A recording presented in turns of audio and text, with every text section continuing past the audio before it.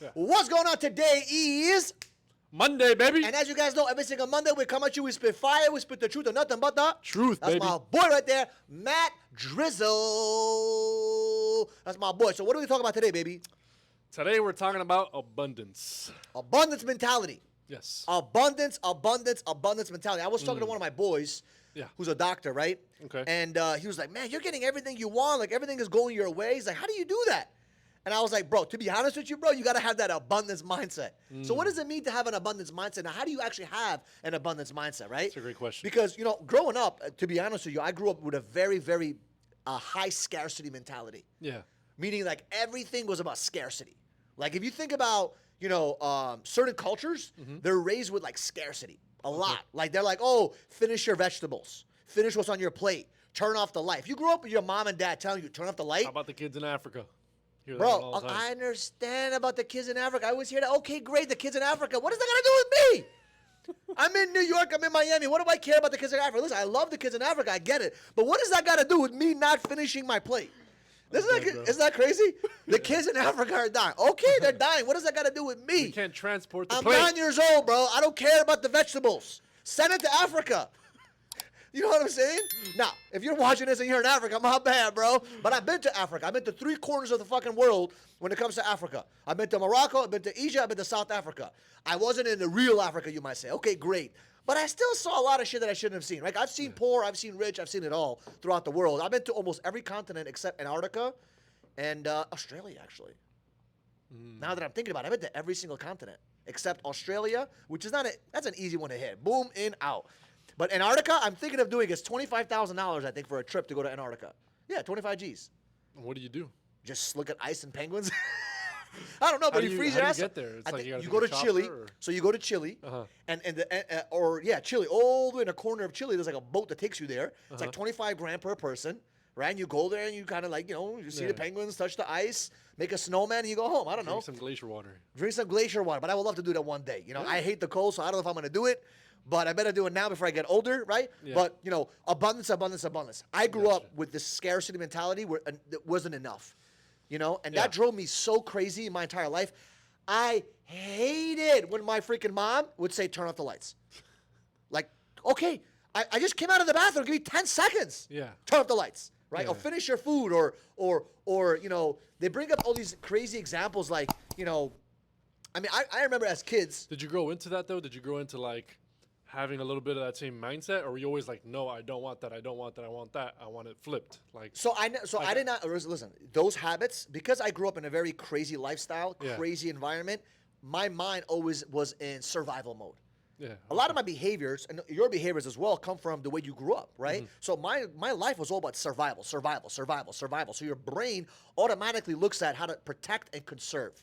And that's where scarcity really comes from. It comes from you protecting and preserving yourself and whatever is around you. Yeah. So when you do not believe that you're able to go out there and recreate or create new or create abundance in your life, your mind automatically goes into scarcity mode. So for example, I remember in my building of my wealth process, I remember how money came to me very, very fast. Yeah. Like there was a point in time where I wasn't making a lot of money, but then all of a sudden it just came out of nowhere. Rivers of money, cash flow, abundance. It happened so fast that my mindset was still stuck in scarcity at some level. Yeah. And I was getting all this abundance out of nowhere. So my behaviors, even though I was having a lot of abundance, I still had certain scarcity mentalities. So it did stick to you then? It sticks to you for a long time because you're so used to being in conservation mode. Because remember, when you don't have a lot of success and all of a sudden success happens out of nowhere, your brain says, wait a minute, you may be lucky. You may have gotten lucky. This may not be forever. This may just be a one-time thing. So your brain, especially when your belief system in yourself isn't so high, you're like, wait a minute, will this last forever? Yeah. While some people, when they hit a success, they automatically think that because they hit it once, they're going to hit it forever.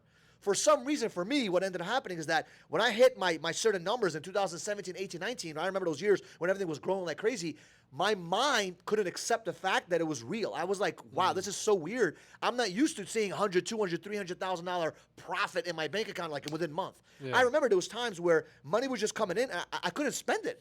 It was insane, right? Yeah. And to me, it was very exciting because at that time, I was still living like I was broke. Yeah. I was still living on $1,000, $2,000 a week. So I wasn't living a crazy lifestyle, but massive amounts of cash flow was coming in. I was like, okay, is this going to last forever? Yeah. Right? And what I realized is that I also said to myself, will I be able to recreate this again?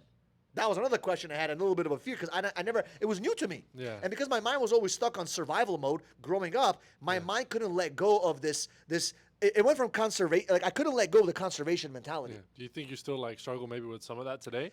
A little bit, way less. Way less. Maybe just a tad bit, but I've gotten so used to, I would say in the last, maybe 5-6 years, I've got to me, things come to me very easily.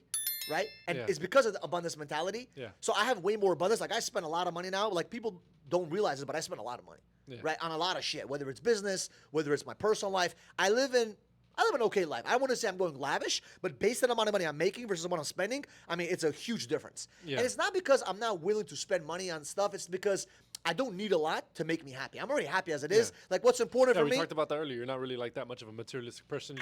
Listen. Some people like the cars, the flashy whatever, stuff, drive them, but you like experiences, things like that. To me, it's experiences, bro. Like to me, I love that too, personally. I'm a big foodie guy. So like if it comes to food, I'll spend Yeah. $30-$40 on a meal, not care, or $100 on a meal. I won't care. Right? That's Nice. me. But will I spend $5,000? Like I'd rather spend $5,000 on a vacation or a traveling trip than spend $5,000 on, I don't know, some kind of materialistic thing like a chain or something. I don't know. Yeah. It just doesn't drive me as much as the experience does. When I go to another country and I experience the people, I experience the world, like I see new experiences, these things are memories to me. So I'm paying for memories. Yeah. You know what I mean? It drives me nuts a little bit. I mean, to each their own. Everybody has, things they like and whatever. But whenever I see people that make a lot of money, or maybe they're an influencer or whatever, and we come across them in the street, we run into many of them, and they're like wearing all this ice, all these chains. I'm like, how much money did you spend on that? And it's like over. I mean, listen, you can have nice jewelry here and there, course. but I think everything has to be earned on the right time frame. Yeah. So you got to earn it. I talked about it with the guys today. You got to earn your crazy, shit. bro. You got to earn it. Most people that buy stupid shit, they haven't earned it. They make a quick hit, boom, they get like $100 grand in a win, or $500,000 in a win, or even $1 million in a win, or whatever it may be. And guess what they do? They spend it on stupid shit. So one of the things that I learned, right? This is from mentors that I've spent hundreds and thousands of dollars to listen to and learn from. Yeah. Some were amazing, some were not, but great. What I got from it was this: do not buy liabilities from your earned income. That is one of the biggest lessons I've ever got. Yeah. Do not buy shit from your earned income. Your earned income is what you put your time and energy into. If you're a W-2 guy or a 1099 guy, okay, you're a sales guy, you're a sales girl, you're an employee, do not buy stuff with earned income. Earned income, if you're a 1099 sales girl, 1099 sales guy, W-2 employee, whatever it may be, you're creating money by going out there and trading your time for money. Okay? You're a CEO of a business. You're a business owner. You're a small business owner, whatever it may be. You're taking your time, you're investing into your business, and you're going out there to create earned income. Why would you take that earned income, which is taxed at a higher rate, and spend it on liabilities? Now, what is a liability? A liability is something that does not pay you on a monthly basis, or a weekly basis, or a yearly basis. Yeah. So buying a nice car, or buying a fucking house, or buying all this bullshit that most people buy, you're not going to create wealth through that. You see, I'm the kind of guy, like, I don't mind working hard. I really don't. Like, I'm a hard worker. Like, I don't mind busting and grinding and shoving. Like, after this right now, we got a couple of meetings. I'm going to probably get home like around 8 o'clock, 9 o'clock at night. I'm okay with that. To me, that's okay. Yeah. Guess what I'm going to do Friday night? Friday night, we're going to be going out and do interviews, right? And Friday night. Saturday night, I'm working my ass off to get my dreams and my goals closer to where I want it to be. But I am not going to spend the money that I make for my businesses and my earned income. I'm not going to spend it on buying liabilities. Yeah. It doesn't make any sense. Yeah. Now, what I'm going to do with that money, like right now, I'm not going to say what we're buying, but some of you guys know about multifamily real estate. I'm looking at a very nice deal. It's 82 units in South Carolina. I'm going there on Monday next week, Tuesday, to go check it out. Yeah. And that is the things that I'm going to use my money for to invest in. Yeah. Assets. Because guess what happens when I buy that asset? I'm going to make cash flow. Yeah. That cash flow, right? That's where I'm going to make my quote unquote, I hate this word, but it's kind of like passive income, you want to call it. Yeah. But it's taxed differently. Then I can take that money and invest it into liabilities. Yeah. And buy bullshit. Yeah. Thank you so much for watching this video. If you want part 2 or part 3, do me a favor. Click on the next video. And do me a favor, subscribe to the channel. We love you so much for showing us love and support. And we'll see you guys in the next one. Appreciate you.